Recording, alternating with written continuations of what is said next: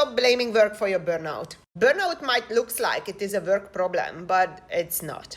It's not that work isn't stressful, it can be. But often it is just the surface symptoms of a much deeper imbalance. Let's talk about that. And let's point something out that nobody talks about. Burnout is human, it's natural, it's part of life, and it can be caused by anything. Yet every time when we talk about burnout, it's always work that gets associated with it. It's always work that gets the blame. But what about bad marriages and partnerships? Financial pressure people create for themselves, family conflict, the lack of capacity, toxic relationships or loneliness that quietly erodes your self-worth over time. I never hear people talking about these areas of life when it comes to burnout. It's always work. Maybe work isn't the root cause of it at all. Maybe it is just the last straw, the final trigger after everything else has drained you.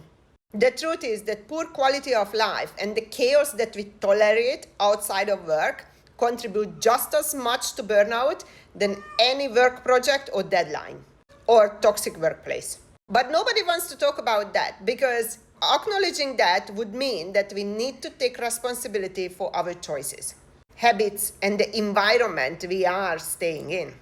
And it's also easier to blame work, society, the system, than face ourselves. In psychology, we call it displacement, blaming something convenient instead of confronting the real cause. Also, people cannot self-regulate. They cannot recognize when they hit their limit. They push and they ignore the signs, and then they collapse. And usually blaming the nearest and the most visible source, which is work. That's why most of the time burnout looks like it's a work problem, but it's really a human regulation and accountability problem. My friend even created a Burnout Index, which I'm going to read.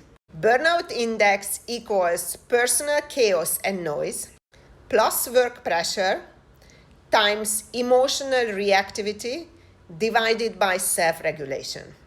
When humans cannot regulate every stressor that is around them, like financial and emotional, it ends up spilling into the workplace.